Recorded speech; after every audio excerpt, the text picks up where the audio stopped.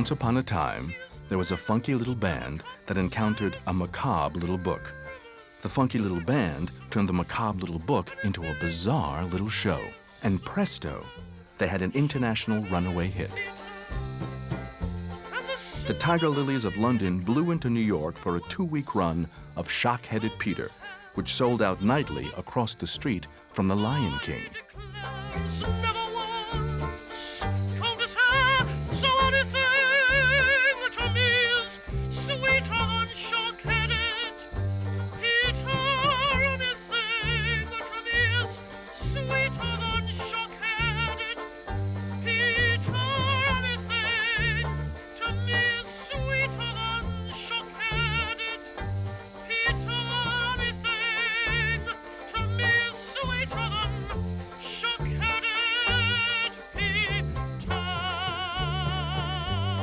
With a hectic schedule, there was still time for peculiar adventures, like an in-store impromptu at the Virgin Megastore, complete with a grotesque Shockheaded Peter look-alike contest. Shockheaded Peter, Shockheaded Pete. Even the Tiger Lillies were caught off guard. Shockheaded Pete.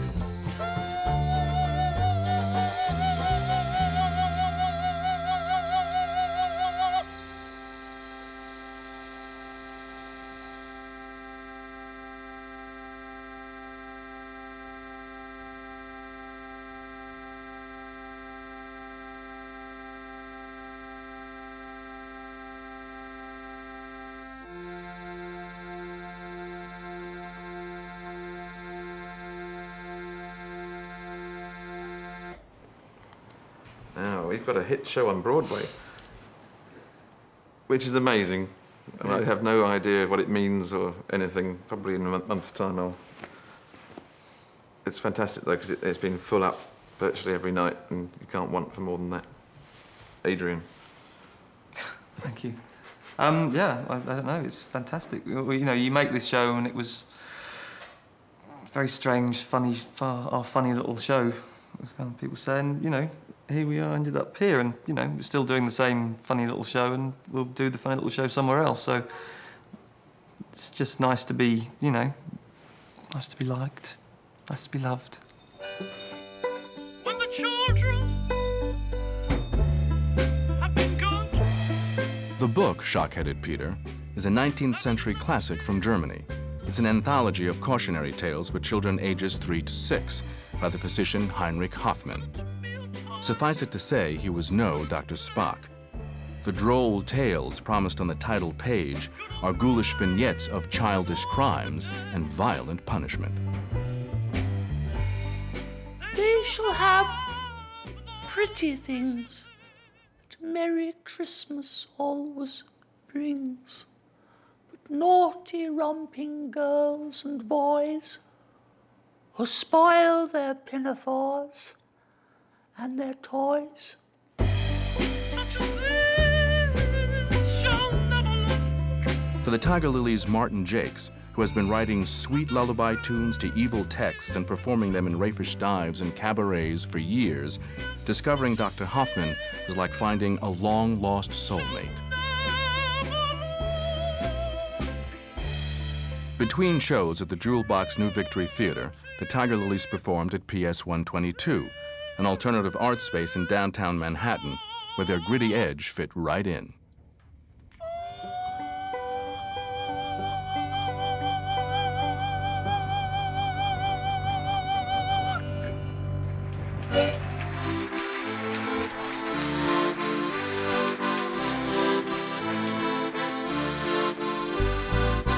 Conrad's mother said, Conrad, dear, I must go out and leave you here. But mind now, Conrad, what I say. Don't suck your thumbs while I'm away. Simpson, the scissors go.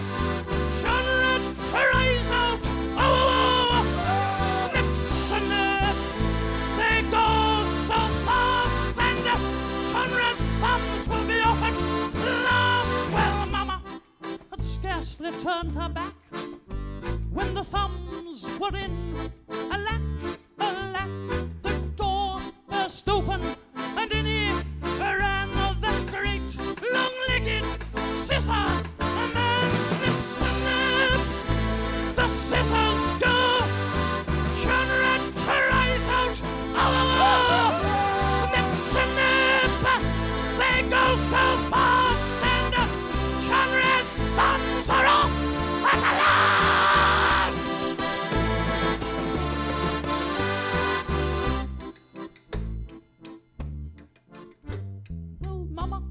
comes home and there Conrad stands. He looks rather sad as he shows his hands. Ha ha, said Mama, I knew he'd come. For naughty little suck a thumb. Slips a nerve, the scissors go. Conrad cries out, ah!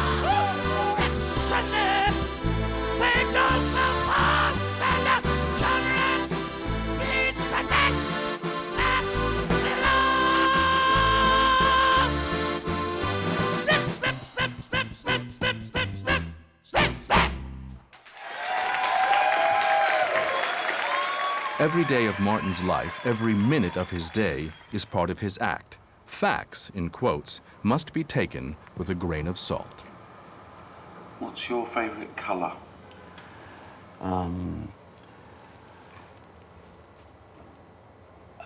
Blue.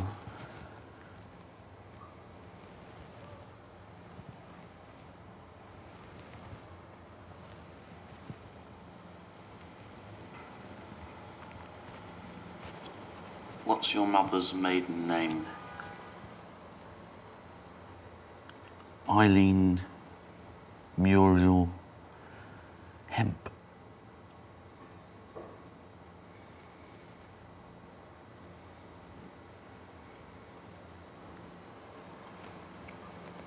Were you an only child? No, I've got 4 sisters and 2 brothers.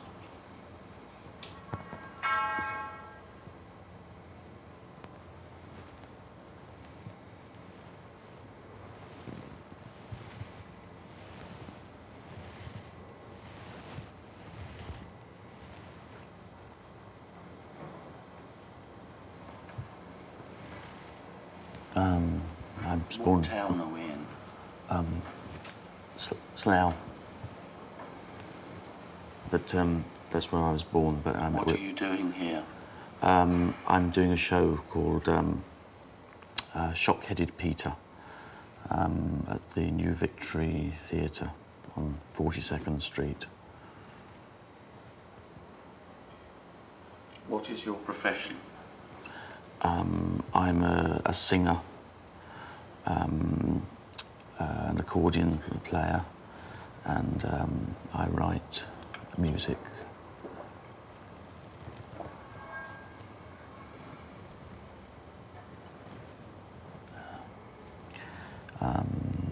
In a band called the Tiger Lillies. Traumatic as the tales from the original Shockheaded Peter may seem to the tender-hearted, Martyn has made them more so. In Dr. Hoffman's version, 1 or 2 little sinners survive. In Martyn Jacques, they all die, horribly. In my version is that everybody, all of the children die, and quite a lot of the, not everybody in the songs died, but quite a lot of the people around them die as well. So I didn't radically change it. I mean, it's not like, it's very much still, I try to really keep the spirit of his songs or poems as much as I could. But I just wanted to try to increase this emphasis on the death of the children. Because the ones I actually liked the best were the ones that because some of them do die. I mean, Harriet is the little girl who plays with matches, and she does burn to death.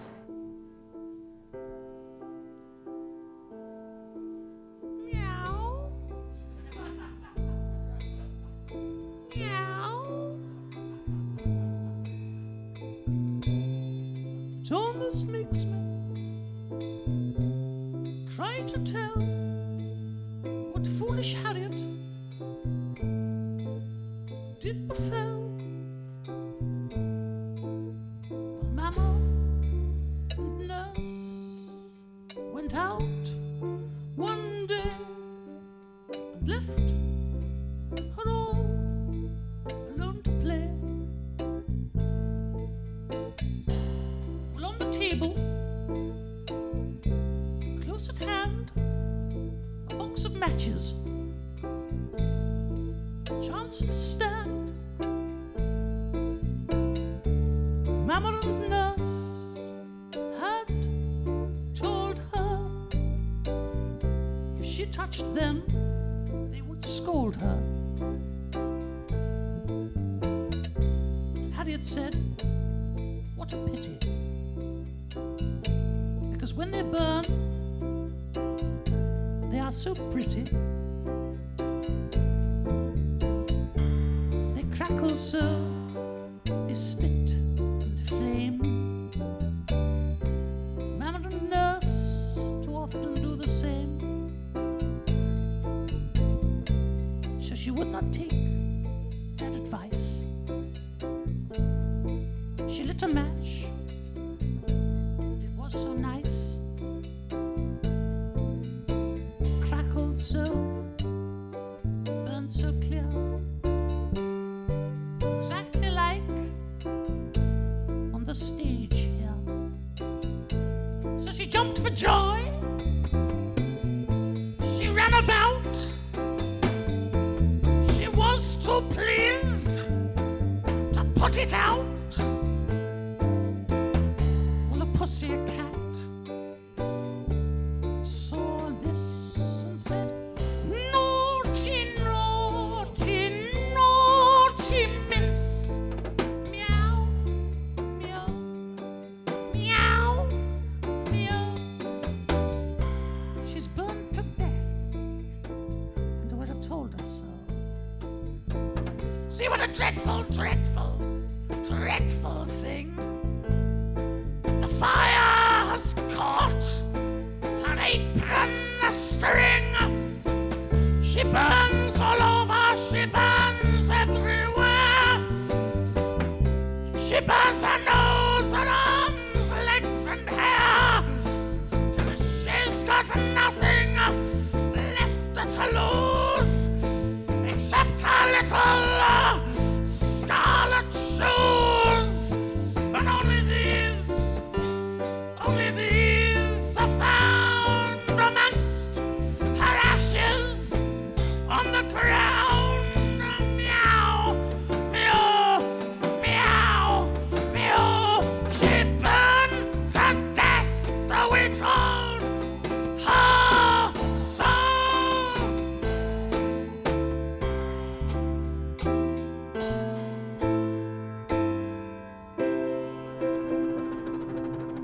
The pussycat sat beside her steaming ashes, and he cried, meow, meow, meow, meow. She burned to death, we told her so.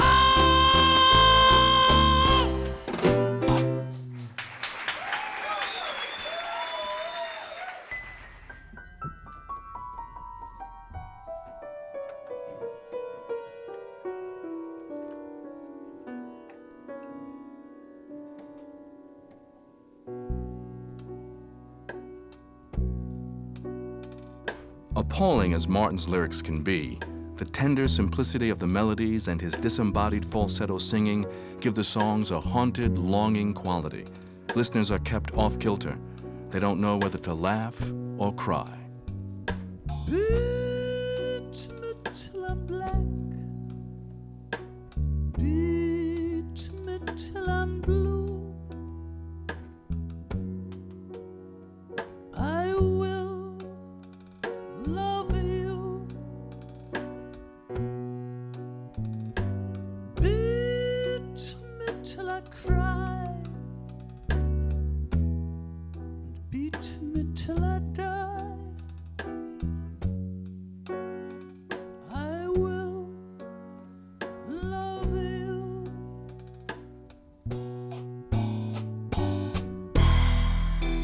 Burn my house to the ground.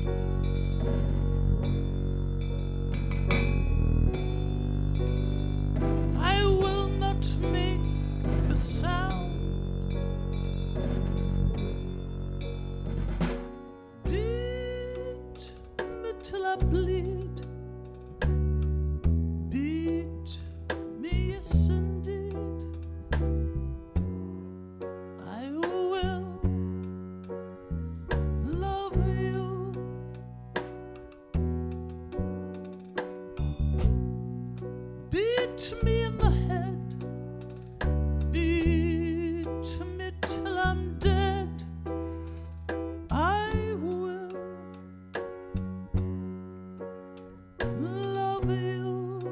But it's very difficult to describe what we do because it's a big mixture of lots of different things. You know, there's sort of opera and chanson and music hall and cabaret and gypsy music, all mixed together really with lots of other things as well. Everything in a way that I've ever listened to, I think, is in there in some way, and fado music. So it's just a big eclectic mixture of different things that I've just sort of put together, and it's sort of all come out a bit funny and warped and, you know, strange really. I like burning houses down.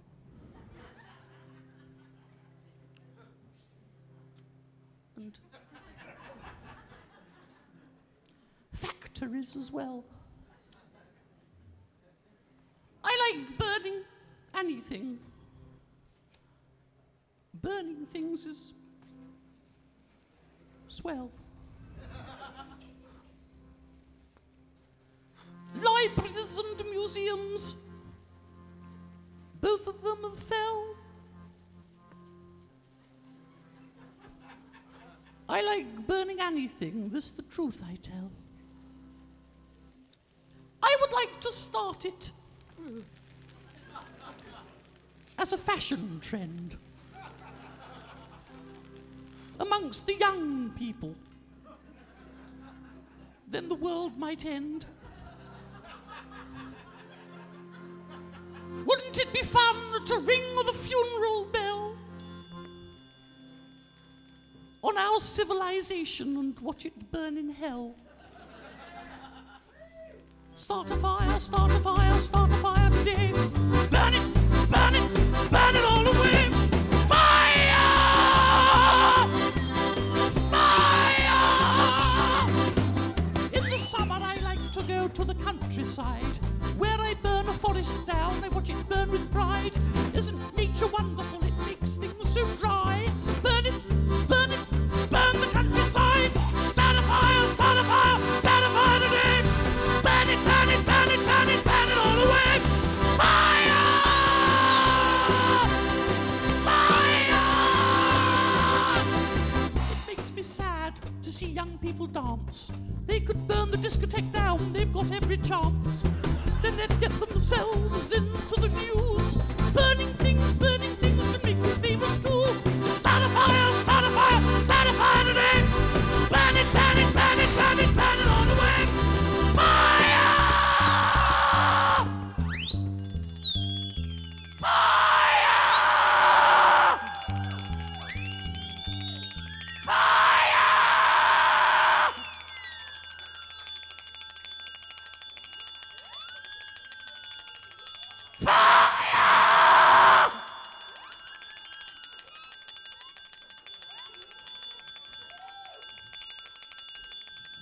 Burn it, burn it, burn it, burn it, burn it all away. I lived in Soho for a long time, during that time that I lived there, I spent a lot of time living in. It was actually in the red light district of Soho, so lived above a clip joint in Soho, and that was in London, of course. And so, yeah, I've seen lots of kinds of, I don't know, deprivation or depravity and things like that. And my experiences of, I put those into my, those subjects into my songs, you know, the drug abusing and prostitution and things like that. And I'm quite fascinated by that side of life. You've always got school books. You've always got toys. And you never go hungry like some of the boys. But Something's not quite right. It's not what it seems. Soho's best dressed boy doesn't feel clean. A father, no father, but uncles you've had. They all turned out nasty. They all turned out bad. They were all pimps. They were all hoods. Soho's best dressed boy doesn't feel good. They sent you away to a school for the toffs, where you learn to speak proper, you learn to speak posh. But your mother, she cries, your mother feels sad. So Soho's best dressed boy, he's feeling bad. Took you a long time to find out the truth. Your mother a prostitute all through your youth. Well, your mother, she died a long time ago. The ways of the world, now you don't know. You stand by her graveside and say it out loud. And Soho's best dressed boy feels proud.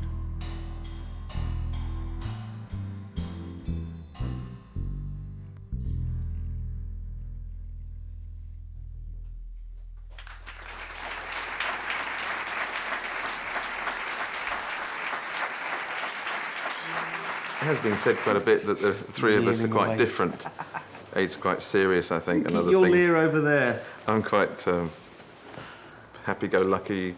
Martyn's Martyn, and the three We of us don't even together. go into that one. No, it's just good fun, and we're good friends, and we have enough privacy from each other when we're staying places because we're with each other nearly all the year, and the music's interesting. Martyn doesn't tell either of us what to play. He plays the accordion, and we don't have rehearsals. I don't practice the drums at all because we're playing every day. So musically, it's challenging, and sometimes he plays the songs completely differently. He won't tell us he's going to. He doesn't even know himself. So you're in front of an audience and you have to push yourself. So I find it fascinating musically. The lifestyle's really good. I can live from it now after 10 years, which is amazing. And there's not many drummers who play a children's drum kit that can actually make money from it. He's really depressed at the moment.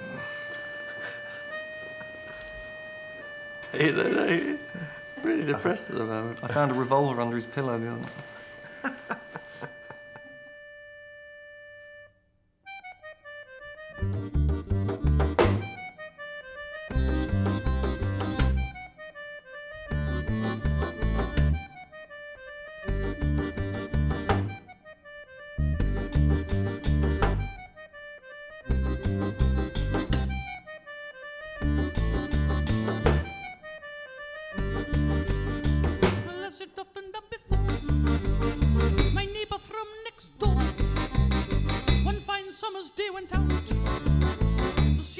And walk about, and as he found it hot, poor fellow, he took with him his green umbrella.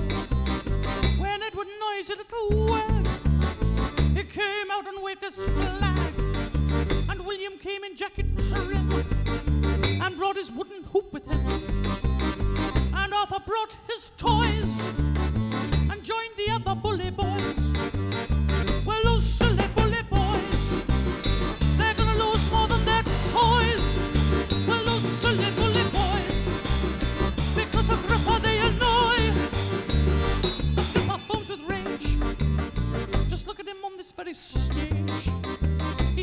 Arthur sees his net.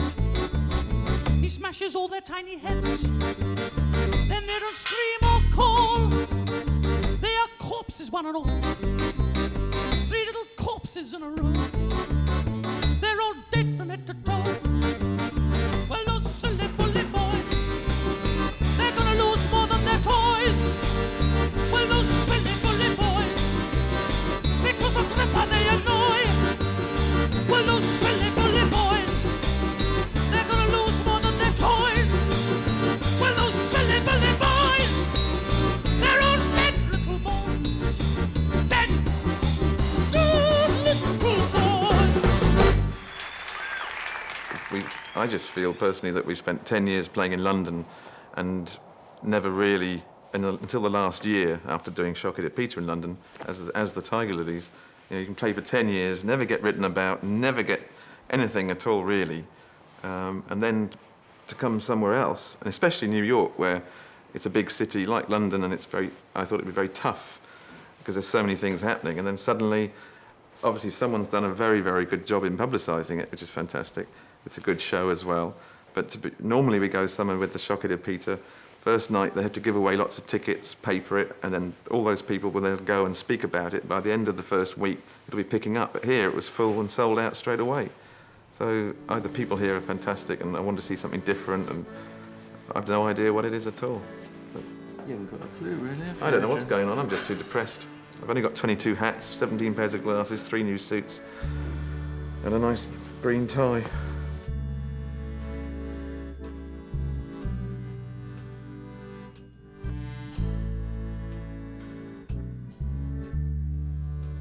When the rain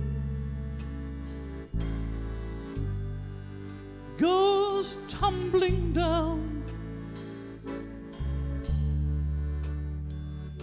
in the country and the town, all of the good little girls and boys stay indoors and mind their toys. But Robert says, no, when it pours, it's better out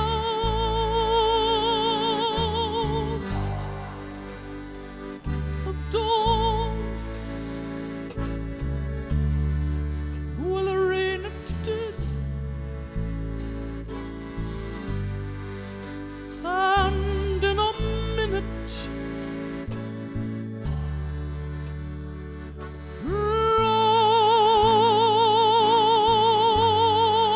Robo's in it, flying Robert.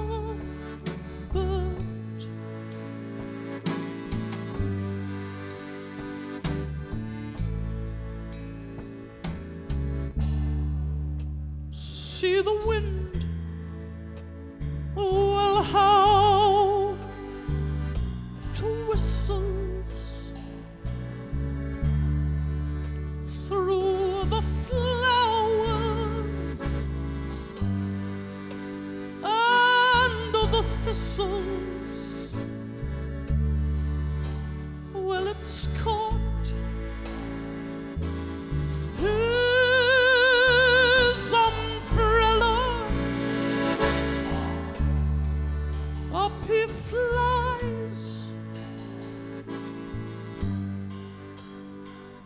the little fellow.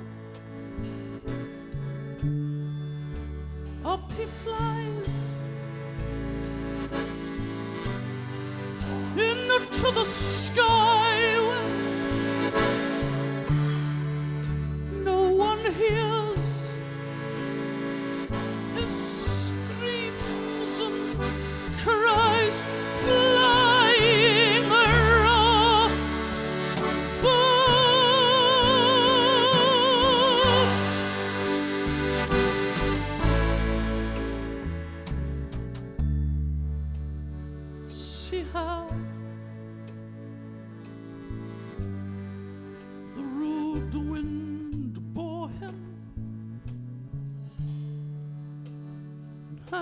and it blew his hat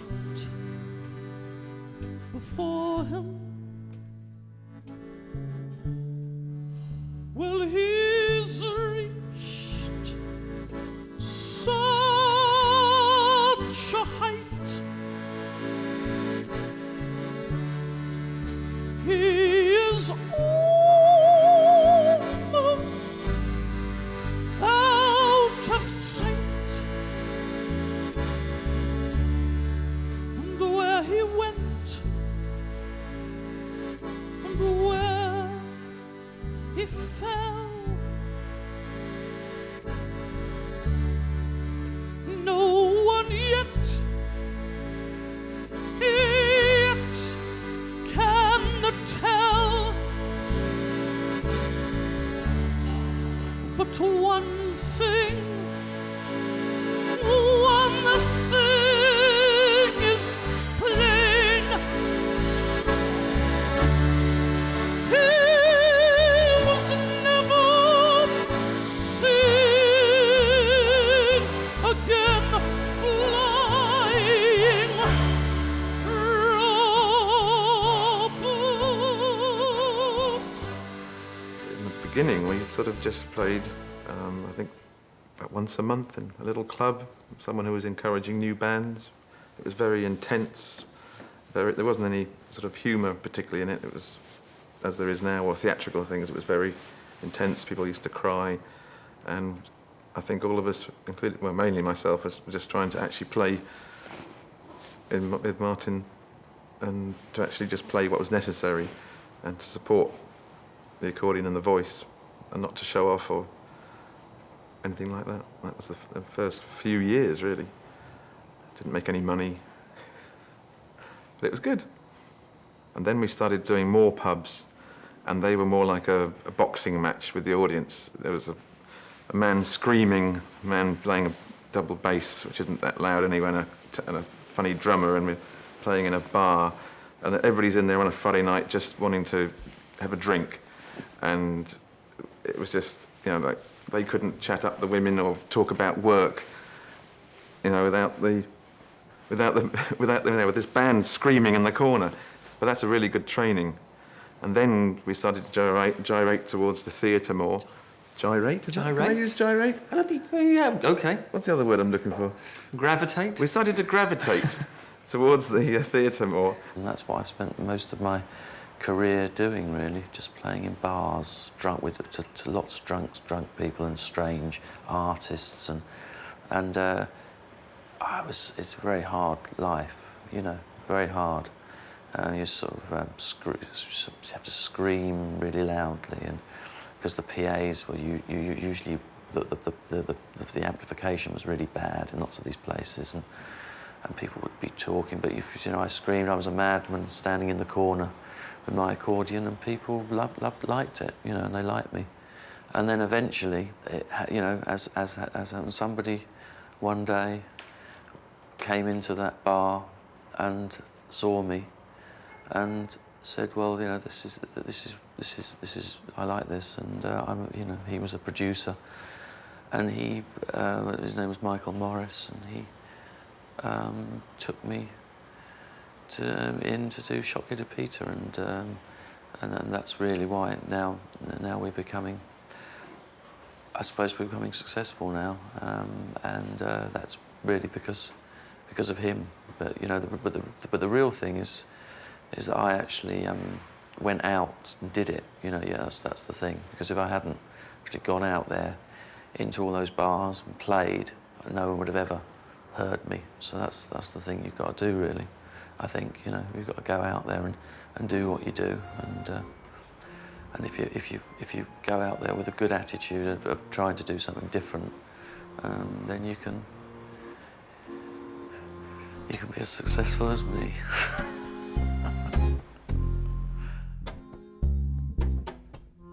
This is true, Frederick, see?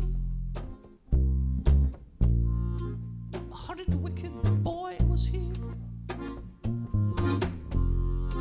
He caught the flies, the poor little things, and tore off all their tiny wings.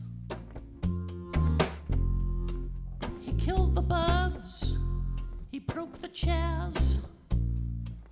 He threw the kittens down the stairs. But are far worse than all. Beside, he beat his Mary.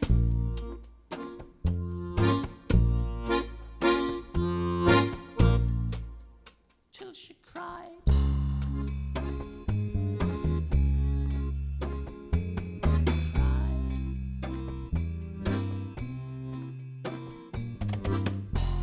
The trough was full and a dog called Tray went out to drink one sultry day. Well, that dog had scarcely wet his lip when cruel Frederick snatched up a whip. He whipped poor Tray till he was sore, and then he whipped him more and more. But this the dog called Tray grew very red, and he bit Fred. He bit Fred. He bit Fred. Bit Fred.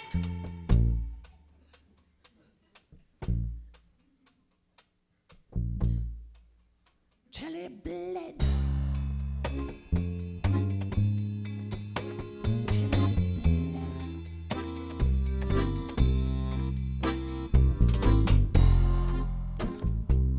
Should have been by to see how Freddie screamed and cried. He had to go to bed. His leg was so sore and red. The doctor came and shook his head. Fred! Fred! Fred! Fred! Fred! Fred! Fred! Fred! Fred! Fred! He was dead. Fred was dead. Fred was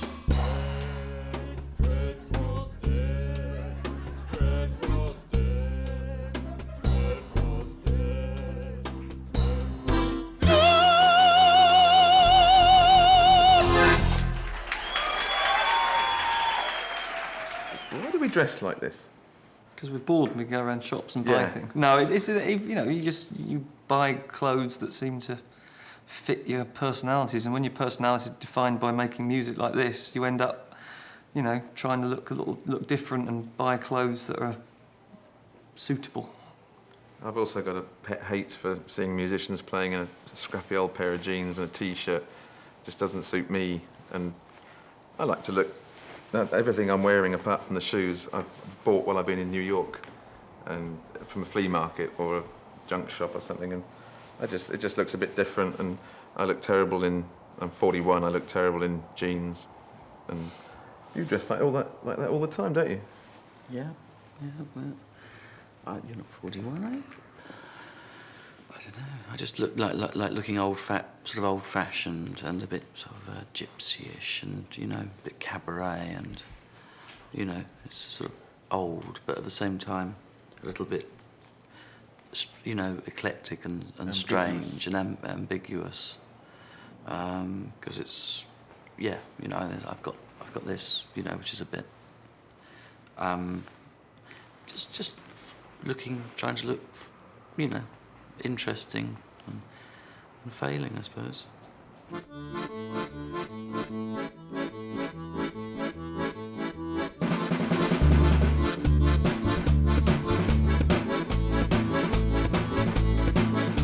On Monday, murder children, little girls and boys. Put my hands around their throat till they don't make a noise.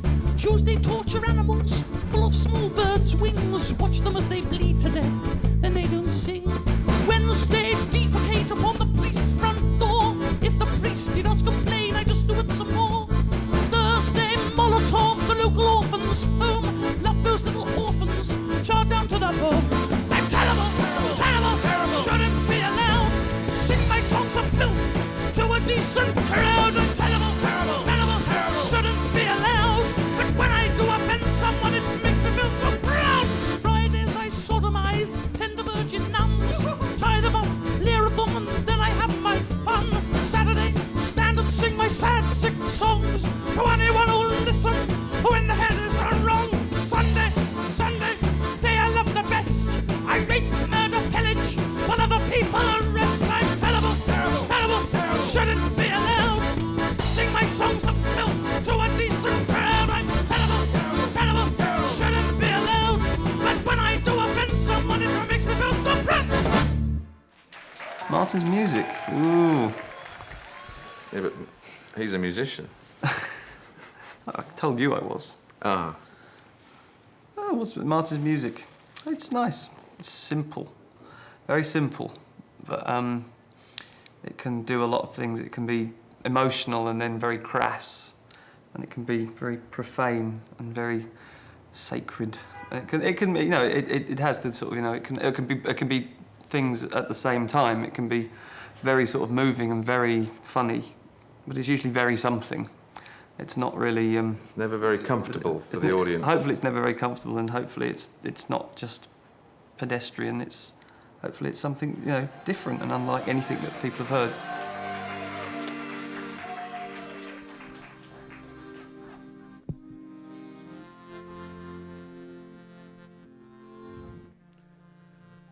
Trawling for sunlight, there in the gloom, trawling for one light, there in your room. You dream of a better day, alone with the moon. All things and nothing there in your tomb. All things and nothing assured is your doom. You dream of a better day,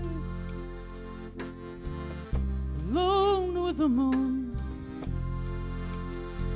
Those days,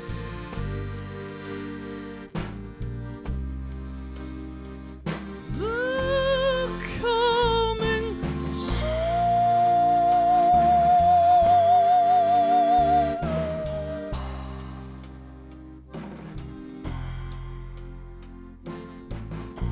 Laughing and joking, they all end too soon. Forgotten memories, forgotten tunes.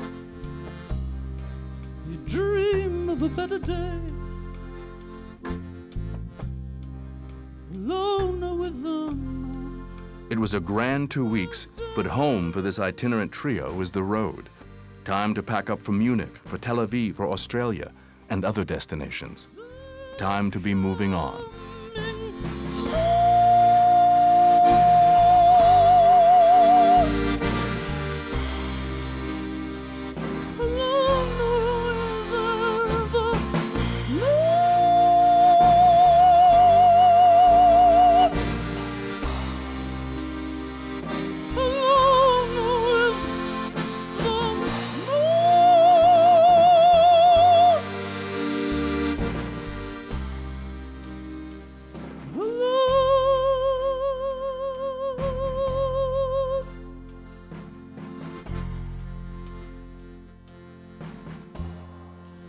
Woo!